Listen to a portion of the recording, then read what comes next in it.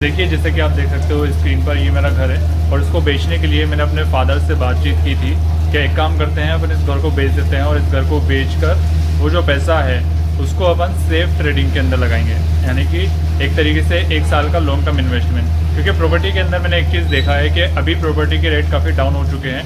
अगर आप कहीं और प्रॉपर्टी खरीदते भी है, जैसे कि लेट सपोज अगर ये मकान 20 लाख रुपए में बिकता है और 20 लाख रुपए का अगर कहीं पर प्रॉपर्टी भी हम खरीदते हैं, तो वहाँ पर दिक्कत क्या आएगी कि वो 20 लाख रुपए से अपन को कुछ रिटर्न नहीं मिलने वाला है। उस 20 लाख रुपए के अंदर हम उस घर में जाकर रह सकते हैं, लेकिन अगर वही 20 लाख रुपए में एटलीस्ट म्यूचुअल फंड के अंदर डाल दूँ या फिर शेयर मार्केट के अंदर लगा दूँ, जो कि निफ्टी 50 है, तो वहाँ से एटलीस्ट मुझको 50% रिटर्न मिलेगा। और 20 लाख का 10% होता है लगभग 2 लाख, तो आप 15% निकाल लीजिए, लगभग 3 लाख रुपए हर महीना हमको मिलेगा। अब उस 3 लाख में से 50 हज़ार नहीं 3 लाख रुपए पर साल का।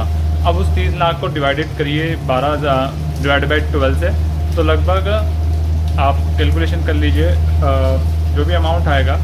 तो एग्जैक्टली यही मैंने सब चीज़ें मेरे फादर को समझाने की कोशिश की थी, लेकिन एग्जैक्ट जो मेरे फादर के वर्ड थे वो ये थे कि भाई साहब, शेयर मार्केट में लोगों की चड्डियाँ बिक गई है, तो रहने ही दे, अब हम हमारे हिसाब से देख लेंगे, ठीक है। तो वहाँ से बिल्कुल ही मुझको मना कर दिया गया है। अब सवाल ये उठता है कि मैंने मेरे फादर से ये चीज़ क्यों कही। तो आप मेरे चैनल पर देख सकते हो, पिछले कुछ टाइम से मैं अनसन जो भी मुझको दिमाग के अंदर आ रहा है वो वीडियोस बना रहा हूँ, और उसका सिर्फ एक रीज़न है कि मेरे पास कैपिटल बिल्कुल ख़त्म हो चुका है। 6 महीने से मैं जॉब कर रहा हूँ और उस जॉब के अंदर जो मुझको सैलरी मिल रही है उससे अभी तक 6 महीने में जो मेरी सेविंग हो पाई है वो हो पाई है सिर्फ और सिर्फ 6,000 रुपये, जिसको भी मैंने क्रिप्टो के अंदर USDT के अंदर लगा रखा है, क्योंकि अभी मार्केट काफ़ी गिरा हुआ था क्रिप्टो का, इसलिए मैं वहाँ पर ट्रेडिंग नहीं कर पा रहा था। इसलिए वहाँ से जॉब करके तो मुझको ना के बराबर सेविंग हुई है, और इस चीज़ को मैं समझ चुका हूँ कि जॉब करके आगे भी कुछ नहीं होने वाला है। बात रही पर्सनल लोन की, तो पर्सनल लोन के अंदर भी पता नहीं मेरा सिविल स्कोर क्यों डाउन हो चुका है, तो इस वजह से मुझको पर्सनल लोन या तो बहुत ही ज़्यादा इंटरेस्ट मिल रहा है या फिर मैक्सिमम केसेस में मिल ही नहीं रहा। तो उसके बाद जो दूसरा ऑप्शन आता है मेरे पास, वो आता है इस बाइक का। आप यहाँ पर देख सकते हो, ये जो बाइक है, ये बाइक मुझको दहेज में मिली थी, और दहेज में मिलने की वजह से मैंने अपनी वाइफ से परमिशन ली इस बाइक को बेचने की। इसकी अभी अराउंड आई थिंक ये अभी 1 लाख रुपए की आ रही है, तो मैं इसको 50-60 हज़ार रुपये में बेचने की सोच रहा था। तो भी इसका भी मैंने अपनी वाइफ से कहकर देखा कि इसको भी अपन एक काम करते हैं, बेच देते हैं और उस पैसे को मार्केट में लगाएंगे, क्योंकि मुझको एटलीस्ट 1 लाख रुपये चाहिए। तो मेरी वाइफ की तरफ से भी टोटली मना है।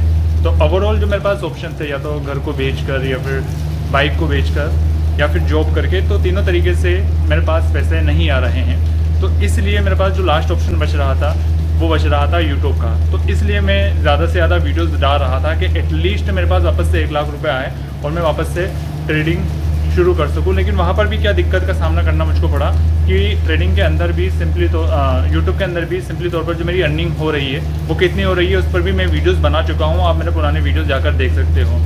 तो यही रीज़न है कि एक ट्रेडर की लाइफ कितनी हार्ड होती है, वो चीज़ दिखाने के लिए। ट्रेडिंग बेकार नहीं है, बिल्कुल अच्छी है, लेकिन एक चीज़ को मैं समझ चुका हूँ कि अगर मैं सिंपली तौर पर 1 लाख रुपए मेरे पास अब आते हैं, तो मैं रिस्की वाली ट्रेडिंग नहीं करूँगा। मैं जो स्विंग ट्रेडिंग होती है, जहाँ पर 1 लाख रुपए में सिर्फ 20% रिटर्न निकालना होता है महीने का, तो मैं वो वाली ट्रेडिंग करूँगा। तो 20% रिटर्न का मतलब होता है कि महीने का 20,000 रुपये। तो उस 20,000 रुपये में से 10,000 रुपये तो मैं सिंपली तौर पर वापस से री इन्वेस्ट करूँगा, यानी कि 1,10,000 रुपये से अगले महीने ट्रेड करूँगा।